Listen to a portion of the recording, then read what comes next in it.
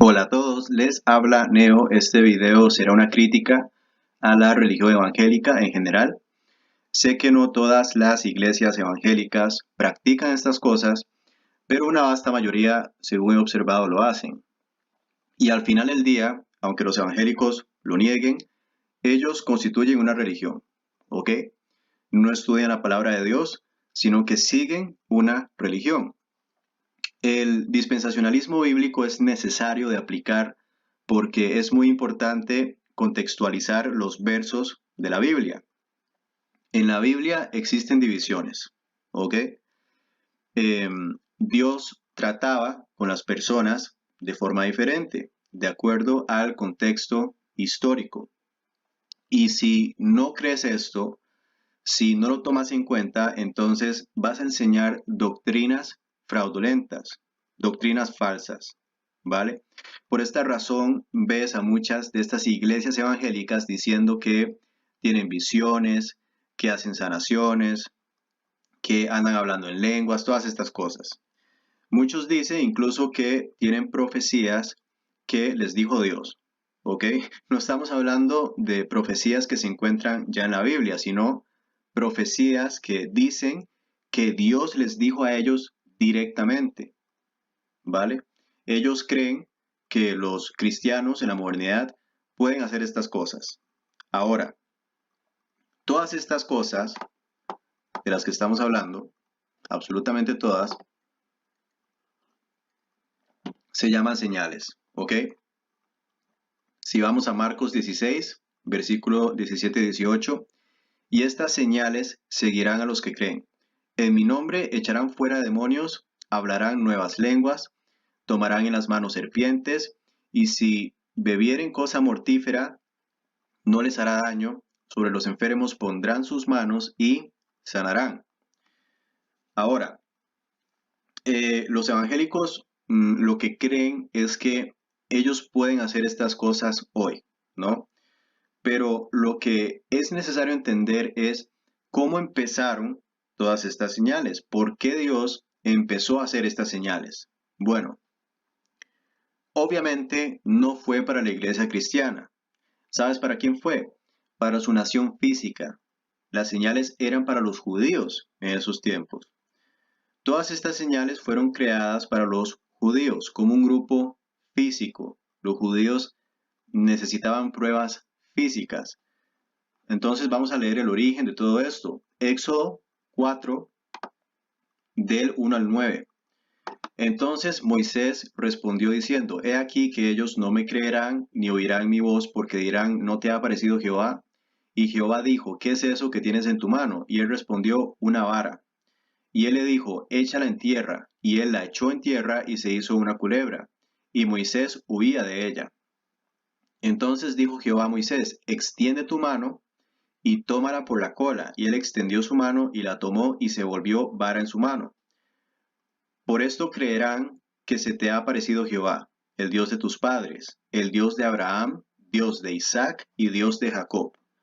Le dijo además Jehová, mete ahora tu mano en tu seno, y él metió la mano en su seno. Y cuando la sacó, he aquí que su mano estaba leprosa como la nieve. Y dijo, vuelve a meter tu mano en tu seno. Y él volvió a meter su mano en su seno. Y al sacarla de nuevo del seno, he aquí que se había vuelto como la otra carne. Si aconteciere que no te creyeran ni obedecieran la voz de la primera señal, creerán a la voz de la postrera. Y si aún no creyeren estas dos señales ni oyeren tu voz, tomarás de las aguas del río y las derramarás en tierra. Y se cambiarán aquellas aguas que tomarás del río y se harán sangre en la tierra. Ok. Entonces, lo que nos están diciendo por acá es, por esto creerán que se te ha aparecido Jehová, el Dios de tus padres, el Dios de Abraham, Dios de Isaac y Dios de Jacob. ¿Ok? Dios empezó todo esto de las señales para los judíos. ¿Vale? Ese es el origen de las señales. Ahora, vamos a leer Hechos 28. Pero bueno, antes sí hay que recordar algo. Los apóstoles, ellos estaban haciendo todo tipo de señales. El libro de Hechos se llama Hechos porque, valga la redundancia, ¿no? Son los hechos que hicieron los apóstoles, por si no lo sabían. Y si ven en los últimos hechos que hicieron estos apóstoles, bueno, serían Hechos 28, del 27 al 29. Y dice, porque el corazón de este pueblo se ha engrosado, y con los oídos oyeron pesadamente, y sus ojos han cerrado, para que no vean con los ojos, y oigan con los oídos, y entiendan de corazón, y se conviertan, y yo los sane. Sabed pues, que a los gentiles es enviada esta salvación de Dios, y ellos oirán. Y cuando hubo dicho esto, los judíos se fueron, teniendo gran discusión entre sí. ¿Ok? Entonces, sus ojos han cerrado, para que no vean con los ojos, oigan con los oídos. ¿Ok? Lo que está pasando es lo siguiente. Noten cómo en el verso 27 lo que nos dice es que a los judíos les costaba mucho creer. ¿Ok? Y el verso 28 dice, por tanto, quiero que sepan que esta salvación de Dios se ha enviado a los gentiles y ellos sí escucharán. ¿Ok? Están diciendo escuchar, no ver. ¿Vale? El verso 27 le habla a los judíos y el 28 le habla a los no judíos, a nosotros. ¿Ok? Y luego el verso 29 dice muy claramente, y cuando hubo dicho esto, los judíos se fueron teniendo gran discusión entre sí. Clarísimo.